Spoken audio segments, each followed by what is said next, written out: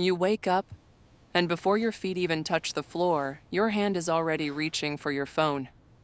Notifications, messages, news, someone's highlight reel on Instagram, a crisis on Twitter, a video you didn't ask to see. And just like that, before you've even had a chance to breathe, your mind is already running at full speed. If you feel exhausted, scattered, like your brain is moving too fast and too slow at the same time, let me tell you something important. Your mind is not broken. It's overstimulated. We live in a world that never stops talking. Every app, every screen, every device is designed to grab your attention and hold it hostage. And your brain? It wasn't built for this. Think about it. For thousands of years, the human brain evolved in environments where stimulation was natural and limited. A conversation around a fire, the sound of birds, the slow rhythm of daily work. Now, you're processing more information before breakfast than your ancestors did in a week. Some estimates suggest we're exposed to over 5,000 advertisements per day, hundreds of messages, endless streams of content, each one pulling at your attention, demanding a response, triggering an emotion. Your brain has a breaking point. It's called cognitive load, and when you exceed it, things start to fall apart. You forget things. You can't focus. You feel anxious for no reason. You scroll through your phone, but nothing satisfies you. You're tired, but you can't rest. This isn't a character flaw. This isn't weakness. This is your nervous system, screaming for a break. But here's the problem. We don't recognize overstimulation when it's happening. We just think we're failing. We think, I should be more disciplined. I should focus better. What's wrong with me? Nothing is wrong with you. You're just drowning in input. Let me ask you something. Do you recognize yourself in any of these? You can't watch a movie without checking your phone. You read the same paragraph 3 times and still don't know what it says. You feel restless when things are quiet. You open social media to check one thing, and suddenly 30 minutes have disappeared. You start 10 tasks, but finish none of them.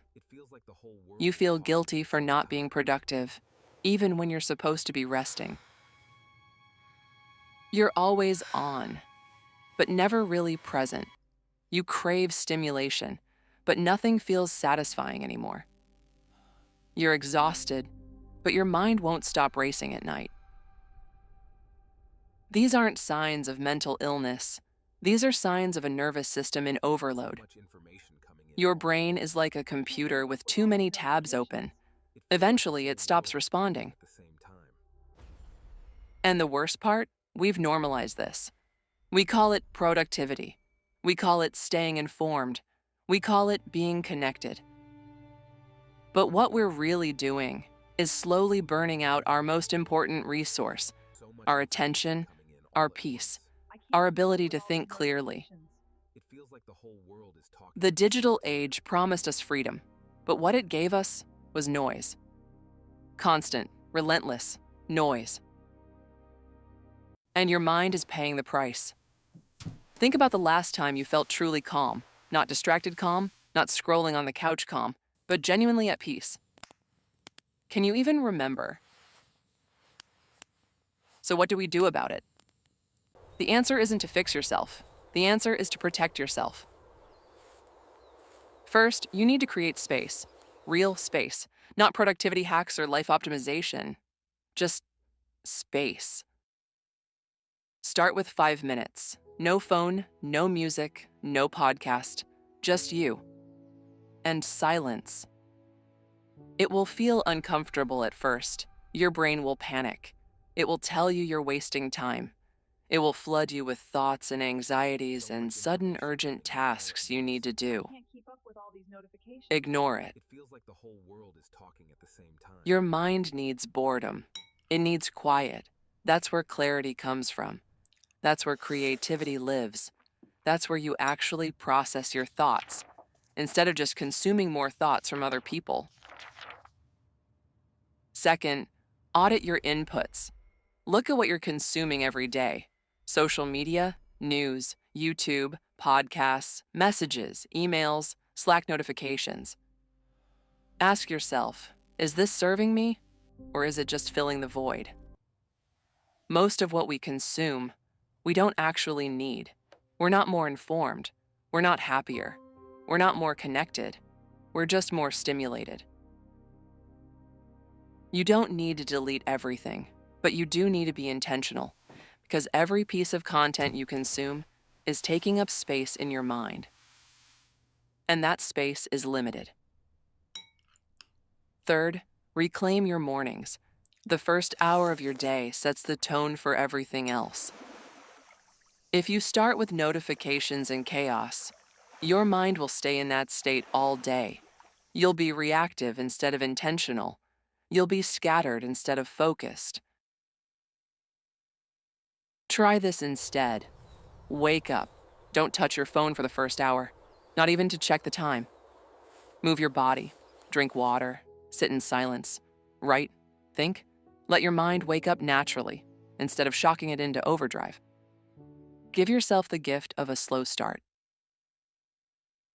And finally, practice single tasking.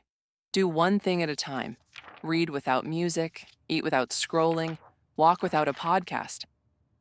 Let your brain remember what it feels like to focus on just one thing.